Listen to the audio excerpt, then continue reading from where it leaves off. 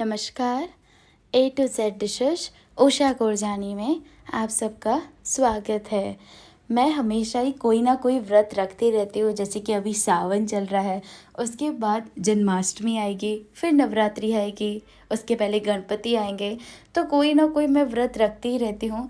तो मैंने सोचा व्रत में खाने वाले बढ़िया से मीठे की रेसिपी बताने जा रही। तो आज इस वीडियो में मैं आपको 5 तरीके के मीठे बताऊंगी, जिसमें आपको बर्फ़ी भी मिलेगी, सुखड़ी भी मिलेगी, साबूदाने की इतनी बढ़िया सी खीर भी मिलेगी।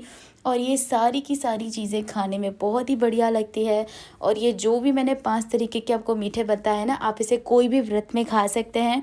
ये इतने टेस्टी लगते हैं ना सभी के सभी। और अभी तो सावन का महीना चल रहा है, ये इतना पूरा महीना होता है, उसमें आप एक एक दिन भी ये बनाएंगे ना, आपको मज़ा ही आ जाएगा। इसमें मैंने ना आलू का हलवा भी बनाया है। बहुत बहुत बहुत ही सारी चीज़ें खाने में अच्छी लगती है। आप 5 की 5 देखिए, जो आपका पसंद हो आप एक बना सकते हैं। और हेल्दी भी बताई है। तो सबसे पहले हम बनाएंगे सूखे नारियल की बढ़िया सी गुड़ वाली बर्फ़ी। ये इतनी टेस्टी लगती है ना खाने में, बर्फ़ी कह लीजिए या मिठाई कह लीजिए। गुड़ वाली है तो हेल्दी भी है। तो सूखे नारियल की गुड़ वाली बर्फ़ी या फिर मिठाई बनाने के लिए आपको चाहिए सूखा नारियल। यहाँ पर मैंने ये 250 ग्राम जितना सूखा नारियल ले लिया है। और इसे हमें कद्दूकस कर लेना है, यानी कि ग्रेट कर लेना है। यहाँ पर आप देख सकते हैं मैंने नारियल को अच्छे से ग्रेट कर लिया है। उसके बाद मैंने यहाँ पर गैस को ऑन कर लिया है। एक छोटी सी कढ़ाई रख देंगे, 1 कप पानी डालेंगे। और यहाँ पर ना मैंने ये सॉफ्ट वाला देसी गुड़ इस्तेमाल किया है। आप चाहे तो वो जो नॉर्मल गुड़ आता है, कोई भी गुड़ आप इसके अंदर बारीक काट कर डाल दीजिए। और पानी के अंदर आपको इसे अच्छे से पका लेना है। पानी के अंदर पकाना है, यानी कि गुड़ अच्छे से घुल जाए पानी के अंदर, बस इतना ही। ये देखिए इस तरह से गुड़ होता है। ये देसी गुड़ है, आप कोई भी गुड़ इस्तेमाल कर सकते हैं। पानी के अंदर अच्छे से ये मिक्स हो गया है। तो अब हम गैस को बंद कर लेंगे। उसके बाद मैंने एक और कढ़ाई रख दी है और इसमें मैं डाल रही हूँ ये ग्रेट किया हुआ नारियल। और इसे धीमी आंच पर 2 से 3 मिनट तक भूनेंगे। ध्यान रखिए आंच बिल्कुल धीमी, यानी कि लो फ्लेम रखिएगा, क्योंकि नारियल है ना जल जाता है अगर तेज़ आंच पर भूनते हैं तो इस बात का ध्यान रखिएगा। और 2 से 3 मिनट काफ़ी है, इससे ज़्यादा नहीं भूनना है। उसके बाद इसे प्लेट में निकाल लेना है। यहाँ पर आप देख सकते हैं इसे मैंने प्लेट में निकाल लिया। अब उसी कढ़ाई में ये जो गुड़ वाला पानी था ना, इसे आपको छान कर डालना है। चाहे आप कोई भी गुड़ इस्तेमाल कर रहे हैं, इसे आपको छान कर ही डालना है। और बस अच्छे से चलाते जाए और इसे 1 से 2 मिनट तक पकाना है गुड़ वाले पानी को। तो बस इसी तरह से लगातार चलाते जाना और इसे पकाते जाना है। यहाँ पर आप देख सकते हैं 1 से 2 मिनट हो गए हैं। तो ये जो भुना हुआ नारियल है ना सूखा वाला, इसे हमें इसके अंदर डाल देना है। ज़्यादा इंग्रेडिएंट भी नहीं लगते, ज़्यादा चीज़ें भी नहीं लगती, और ये खाने में भी बहुत ही टेस्टी लगती है। 5 से 10 दिन तक आप इसे फ्रिज में रखकर स्टोर भी कर सकते हैं। अब ये नारियल डालने के बाद लगातार चलाते जाना और इसे आपको तकरीबन 3 से 4 मिनट तक इसी तरह से चलाते हुए पकाना है। तो यहाँ पर आप देख सकते हैं मैं इसे लगातार चलाती जा रही हूँ और इसे पकाती जा रही हूँ। देखा आपने, बिल्कुल भी घी भी ज़्यादा नहीं इस्तेमाल हुआ है, बस 1/4 चम्मच जितना घी और डाल देंगे और इसे अच्छे से इस तरह से मिला लेंगे। तो ये बर्फ़ी कह लीजिए या मिठाई बनकर तैयार है। अब कोई भी टिन ले लीजिए या कोई प्लेट ले लीजिए जिसमें ये मिठाई को आपको सेट करना है। उस पर बिल्कुल थोड़ा सा ही घी लगाना है, ज़्यादा नहीं। और ये जो मिश्रण है पूरा इस तरह से डाल देना है ये टिन के अंदर, या फिर अगर आप कोई थाली लेते तो उसके अंदर, छोटी सी प्लेट भी ले सकते हैं। तो यहाँ पर आप देख सकते हैं इसे डालने के बाद इसे हमें अच्छे से फैला लेना है, यानी कि स्प्रेड कर लेना है। और यहाँ पर गुड़ भी आपके ऊपर है, आप चाहें तो कम गुड़ भी डाल सकते हैं और ज़्यादा भी डाल सकते हैं, जितना मीठा आपको पसंद है। अच्छे से आप देख सकते हैं मैंने इसे स्प्रेड कर लिया है, देखिए इस तरह से। और अभी ये काफ़ी गर्म है तो इसे बाहर रख कर ही ठंडा होने दें। ठंडा हो जाएगा उसके बाद इसके हम पीसेस कर लेंगे। तो यहाँ पर आप देख सकते हैं ये अच्छे से ठंडा हो गया है। तो बस आप चाहे इसे कैसे भी इसे कट कर सकते हैं। मैंने, आप देख सकते हैं इस तरह से इसे कट किया है।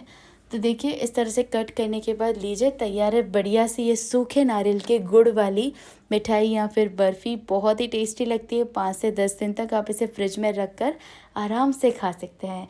चलिए बनाते हैं अब ताज़े नारियल की मिठाई, या फिर इसे बर्फ़ी कह लीजिए, दोनों ही कह सकते हैं।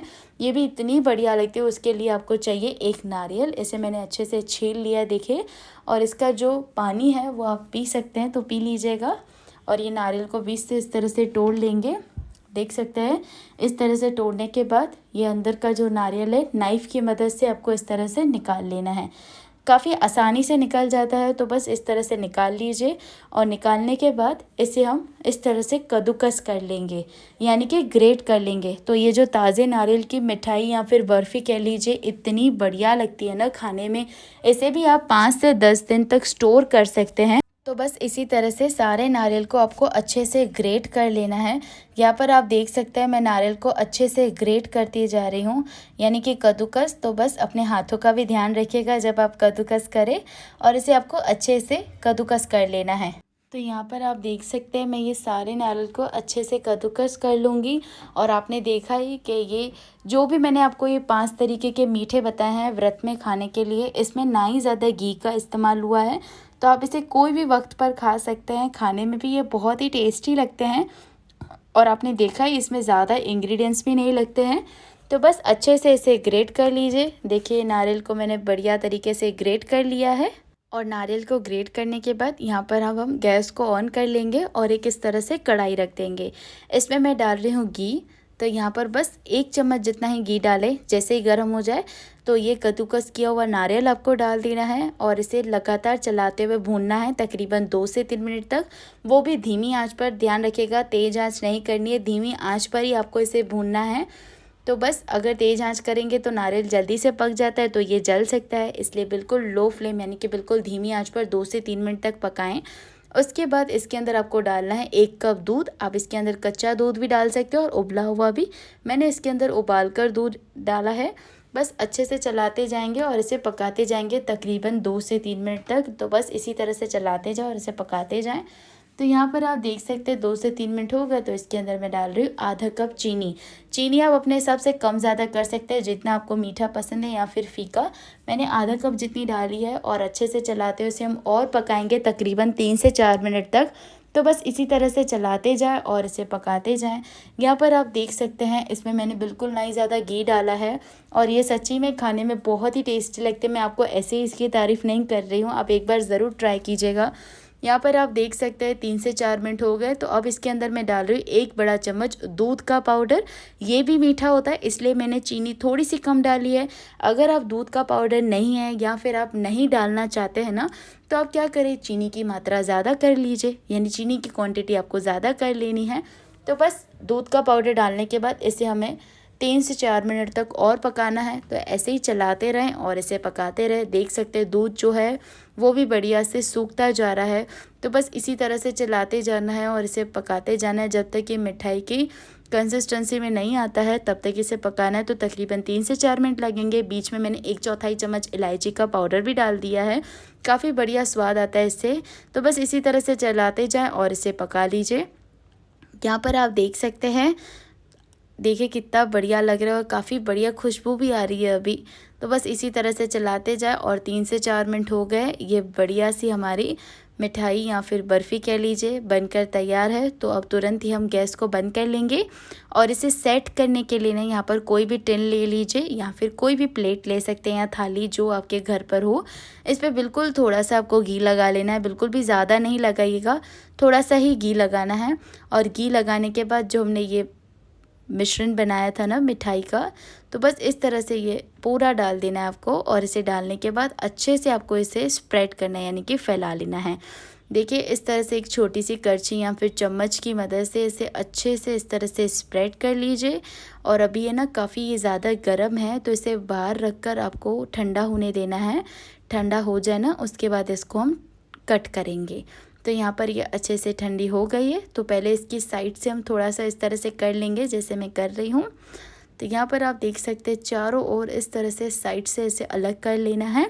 और उसके बाद आप जैसे चाहें इसके टुकड़े कर सकते हैं। मैंने यहाँ पर छोटे छोटे किए हैं, ज़्यादा बड़े भी नहीं किए हैं। आप चाहे कैसे भी कट करके खा सकते हैं। तो लीजिए इसे मैंने कट कर लिया और ये बढ़िया सी हमारी ताज़े नारियल की मिठाई या फिर बर्फ़ी कह लीजिए बनकर तैयार है। देखिए कितनी बढ़िया सेट हुई है। और आप इसे 5 से 10 दिन तक फ्रिज में रख कर स्टोर कर खा पी सकते हैं। तो इसे ज़रूर ट्राई कीजिएगा, बहुत ही बढ़िया लगती है। तो चलिए अब आगे की रेसिपी पर बढ़ते हैं और अब बनाते हैं कुट्टू के आटे की सुखड़ी। ये भी बनाने में बहुत ही आसान है, खाने में इतनी टेस्टी लगती है ना। और ये सुकड़ी भी मैंने गुड़ में ही बनाई है, तो हेल्दी भी है। घी भी मैंने बिल्कुल भी ज़्यादा नहीं डाला है, बनाने में भी आसान है। चलिए बनाना शुरू करते हैं। उसके लिए मैंने एक कढ़ाई रख दी है, गैस को ऑन कर लिया और इसमें मैं डाल रही हूँ सिर्फ 1 चम्मच घी। जैसे ही गर्म हो जाए तो 1 कप कुट्टू का आटा डाल देंगे। कुट्टू का आटा व्रत में खाया जाता है, इसकी पूरी भी बनती है, इसके पराठे भी बनते हैं, पकौड़े भी बनते हैं। मैंने सभी रेसिपीज इसकी बनाई है। तो ये घी में डालने के बाद आटे को आपको धीमी आंच पर 3 से 4 मिनट तक भूनना है। तो ध्यान रखिए तेज़ आंच पर नहीं भुने, क्योंकि कुट्टू का आटा वैसे ही इसका कलर ऐसे होता है, तो ये जल भी जाएगा तो आपको पता नहीं चलेगा। इसलिए बिल्कुल लो फ्लेम यानी कि बिल्कुल धीमी आंच पर इसे आपको 3 से 4 मिनट तक भुनना है। बढ़िया सी खुशबू भी आ जाएगी। तो इसे आपको एक इस तरह से प्लेट में निकाल लेना है। अब फिर से हम आधी छोटी चम्मच घी डालेंगे, ज़्यादा नहीं, बस आधी छोटी चम्मच घी। जैसे ही गर्म हो जाए इसके अंदर हम डालेंगे गुड़। तो यहाँ पर मैंने इसके अंदर डाल दिया 1/4 कप जितना गुड़। और ये आप सोच रहे होंगे ऐसा गुड़ क्यों, ये सॉफ्ट देसी गुड़ है। आप चाहे वो नॉर्मल जो हम इस्तेमाल करते हैं वो गुड़ को बारीक काट कर भी डाल सकते हैं। गुड़ को आपको पकाना नहीं है, बस इसे हमें मेल्ट कर लेना है, यानी कि पिघला लेना है। उसके बाद ये जो भुना हुआ कुट्टू का आटा है इस तरह से इसके अंदर डाल देंगे। और आटे को डालने के बाद इसे आपको लगातार चलाते जाना है, ताकि ये गुड़ जो है आटे के अंदर अच्छे से मिक्स हो जाए। और ध्यान रखिएगा गुड़ को आपको ज़्यादा नहीं पकाना है, बस गुड़ अच्छे से पिघल जाए तब तक ही इसे पकाएं। उसके बाद तुरंत ही आटा डाल दें और इसे अच्छे से मिला लीजिए। 1 से 2 मिनट तक मिलाने में लगेंगे। उसके बाद गैस को बंद कर लेना है। और देखिए बहुत ही आसानी से बन जाती है। सिर्फ और सिर्फ आपने देखा ये 2 इंग्रेडिएंट में बन गई। घी भी ज़्यादा इस्तेमाल नहीं हुआ है। अब इसे हम सेट करेंगे एक प्लेट में छोटी सी। तो इसमें मैं छोटी सी प्लेट में ना थोड़ा सा घी लगा लिया है। आप चाहे अगर ज़्यादा बना रहे तो कोई टिन में भी इसे सेट कर सकते हैं। तो ये पूरा सुखड़ी का जो मिश्रण है इस तरह से हम डाल देंगे ये प्लेट के अंदर। और इसे हम अच्छे से चम्मच की मदद से इस तरह से स्प्रेड कर लेंगे, यानी कि फैला लेंगे। देख सकते हैं इस तरह से करने के बाद इसे स्मूथ करना है इसकी ऊपर की सरफेस को। तो यहाँ पर एक मैंने कटोरी ले ली है जिसका जो सरफेस है वो फ्लैट है। तो बस इस तरह से इसको कर लेना है ताकि अच्छे से हो जाए। अब ये काफ़ी ज़्यादा गर्म है, तो गरम गरम में इसके हम टुकड़े कर लेंगे, क्योंकि ये गुड़ की बनी हुई है। तो अगर ये ठंडी हो जाएगी तो उसके बाद इसके टुकड़े करना मुश्किल हो जाता है। तो जब ये गरम गरम हो तो इसके टुकड़े कर लेने हैं और इसे अच्छे से बाहर रख कर ही ठंडा होने देना है। तो यहाँ पर आप देख सकते हैं ये अच्छे से ठंडी हो गई है। तो बस इसके हम टुकड़े अब निकाल लेंगे, काफ़ी आसानी से निकल जाते हैं। और लीजिए तैयार है ये बढ़िया सी कुट्टू के आटे की सुखड़ी। ये भी बहुत ही टेस्टी लगती है और इसे तो आप काफ़ी दिनों तक स्टोर करके खा सकते हैं। मेरी तो यहाँ पर ये काफ़ी कम दिनों तक चलती है, क्योंकि ये बहुत ही टेस्टी होती है। पर कम से कम आप इसे 15 से 20 दिन तक स्टोर करके डब्बे में भरकर ट्रैवलिंग में लेके जाएं, ऐसे भी इसे खा सकते हैं। चलिए बनाते हैं बढ़िया सी ये साबूदाना की खीर, जिसे देखकर ही मज़ा आ रहा है तो खाकर तो क्या ही बताएं। उसके लिए मैंने यहाँ पर 1 कप साबूदाना ले लिए थे। इसे मैंने पानी में भिगोकर 1 घंटे के लिए रख दिया था। और देखिए 1 घंटे के बाद ये कुछ इस तरह से हो गए हैं, अच्छे से भिग गए हैं सब ये साबूदाना, आप देख सकते हैं। तो बस 1 घंटे ही भिगोना है, ज़्यादा नहीं। उसके बाद यहाँ पर मैंने ना गैस को ऑन कर लिया और एक इस तरह से कढ़ाई रख दी है। अब इसके अंदर मैं डाल रही हूँ दूध। तो यहाँ पर दूध आप पैकेट वाला भी इस्तेमाल कर सकते हैं, जो भी आपके घर पे आता है वो आप दूध इस्तेमाल कर सकते हैं। मैंने यहाँ पर पैकेट वाला किया है। ये मैंने 500 ml दूध इसके अंदर डाला है। और ये खीर मेरे घर पर तो सभी को बहुत ही पसंद आती है। तो ये 500 ml दूध मैंने कढ़ाई के अंदर डाल दिया है। अब एक बार इसे इस तरह से मिक्स कर लेंगे और इसे हम उबाल आने तक अच्छे से पकाएंगे। और ये जो खीर है ना, आप सच्ची में अगर ये बनाकर खाएंगे ना, आपको घर पर इतना मज़ा ही आ जाएगा ना। तो देखिए दूध में ना उबाल आ गया है। तो बस इस तरह से एक बार इसे मिला लेना है। देखिए अच्छा उबाल आ गया है। इसे इस तरह से मिला लीजिए। और मिलाने के बाद ना देखिए दूध, जैसे कि मैंने आपको कहा, कोई भी दूध आप इसके अंदर इस्तेमाल कर सकते हैं, ज़रूरी नहीं है जो मैंने किया वही कीजिए। मैंने इसके अंदर पैकेट वाले किया, क्योंकि मेरे घर पे पैकेट वाले ही दूध आते हैं। तो देखिए दूध में अच्छा सा उबाल आ गया है। मैंने इसे एक बार इस तरह से मिक्स कर लिया है। और मिक्स करने के बाद अब ये जो भिगोए हुए साबूदाना है ना, वो हम इसके अंदर डाल देंगे। और साबूदाना डालने के बाद आपको इसे अच्छे से पकाना है, तकरीबन 4 से 5 मिनट तक, ताकि साबूदाना अंदर तक अच्छे से पक जाए, वो ट्रांसपेरेंट हो जाए, तब तक आपको इसे पकाना है। तो बस इस तरह से बीच बीच में चलाते रहें और इसे पका लीजिए। तो यहाँ पर आप देख सकते हैं मैंने साबूदाना को अच्छे से मिक्स कर लिया। और अब इसके अंदर मैं डाल रही हूँ आधा कप जितनी चीनी। चीनी आप इससे ज़्यादा भी डाल सकते हो और इससे कम भी डाल सकते हैं। जितनी मीठा आपको खाना पसंद है उस हिसाब से आप चीनी डाल सकते हैं। मैंने आधा कप जितनी डाली है। अच्छे से मिला लेना है और इसे पकने देना है। अब इसके अंदर मैं डाल रही हूँ 1/4 चम्मच जितना इलायची का पाउडर। काफ़ी बढ़िया स्वाद आता है इससे। इलायची का पाउडर डालने के बाद इसे हमें और इस तरह से मिक्स करना और पकाना है। जितना आप खीर को पकाएंगे उतनी आपकी जो खीर है ना काफ़ी बढ़िया बनती है।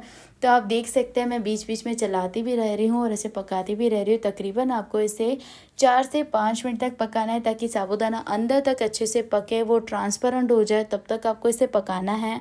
तो अब ये जो साबूदाना की खीर है ना 2 तरह की बनती है। एक तो काफ़ी लोगों को ना गाढ़ी पसंद है मेरी तरह, और एक जो खीर होती है ना वो होती है थोड़ी सी दूध के साथ होती है, जिसे हम पी भी सकते हैं और खा भी सकते हैं। तो आज जो खीर है ना मैं वो गाढ़ी वाली बना रही हूँ। और अगर आपको वो पीने वाली और खाने वाली बनानी है जिससे थोड़ा सा दूध रह जाता है, तो उसके लिए आप इसे थोड़ा सा कम पकाएं। तो यहाँ पर आप देख सकते हैं मैं इसे पकाती भी जा रही हूँ। अब इसके अंदर मैं डाल रही हूँ ड्राई फ्रूट्स। तो ड्राई फ्रूट्स की क्वांटिटी आपके ऊपर है, आप इसे ज़्यादा भी डाल सकते हैं, कम भी डाल सकते हैं। तो इसमें मैंने डाल दिए काजू, बादाम, पिस्ता और थोड़ी सी चिरौंजी। साबूदाना की खीर में चिरौंजी तो बहुत ही बढ़िया लगती है।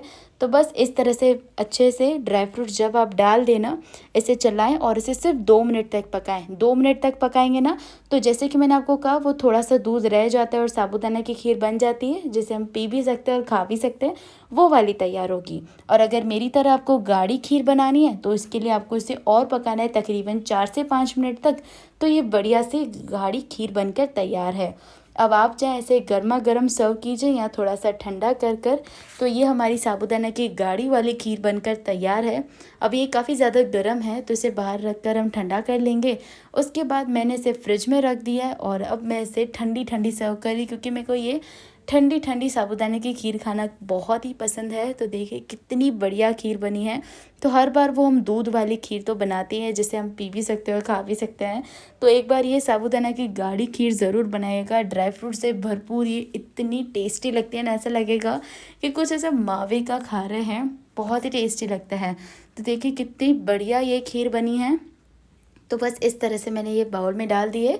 ऊपर से मैं इसके डाल रही हूँ थोड़े से पिस्ता, थोड़े से काजू और थोड़े से बादाम कटे हुए।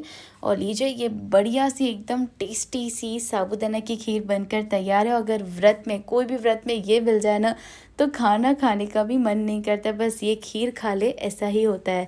तो चलिए अब आगे बढ़ते हैं और बनाते हैं बढ़िया सा आलू का हलवा, जिसे खाकर आपको मज़ा ही आ जाएगा। इसमें भी बिल्कुल भी आप सोच रहे होंगे कि हलवे में तो काफ़ी ज़्यादा घी होगा, पर ऐसा बिल्कुल भी नहीं है।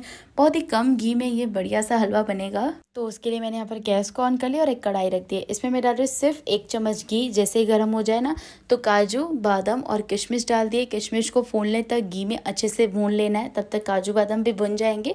तो सारे ड्राई फ्रूट्स जो है ना वो भून गए, तो इसे कटोरी में निकाल लेना है। और बचे हुए घी में हम आलू डाल देंगे। ये उबले हुए आलू है, ये मैंने तकरीबन 5 ले लिए उबले हुए आलू, मीडियम साइज़ के। बड़े तो आप सिर्फ 2 से 3 लीजिएगा।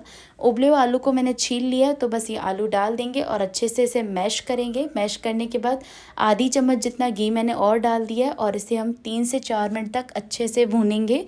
तो यहाँ पर आप देख सकते हैं 3 से 4 मिनट अच्छे से भूनने के बाद अब इसके अंदर मैं डाल रही हूँ चीनी। तो यहाँ पर ना मैंने इसके अंदर 2 बड़े चम्मच चीनी डाल दी है। आप चाहे तो इससे ज़्यादा भी चीनी डाल सकते हैं। मैंने कम चीनी डाली क्योंकि मुझे ये कम मीठा हलवा पसंद है। तो जितना आपको मीठा पसंद है उस हिसाब से डालें। 3 से 4 मिनट तक पकाएं। उसके बाद 1/4 चम्मच इलायची का पाउडर डाल दें। अच्छे से मिलाने के बाद थोड़े से ही भुने हुए ड्राई फ्रूट्स डाल दें और थोड़े से बचा के रख दें, हम ऊपर से डालेंगे। और इसे और 4 से 5 मिनट तक पकाना है। जितना हलवे को आप पकाएंगे ना उतना ही वो बढ़िया बनेगा। आधी चम्मच जितना और मैंने घी डाल दिया, तो टोटल ये पूरे हलवे में सिर्फ 2 चम्मच जितना ही घी इस्तेमाल हुआ है। यहाँ पर आप देख सकते हैं हलवा बनकर तैयार है। ऊपर से थोड़े से और ड्राई फ्रूट डाल दीजिए, तैयार है बढ़िया से आलू का हलवा। सारी रेसिपीज आपको कैसी लगी ज़रूर बताएं। मेरे चैनल को सब्सक्राइब करना बिल्कुल ना भूलें। Thank you for watching.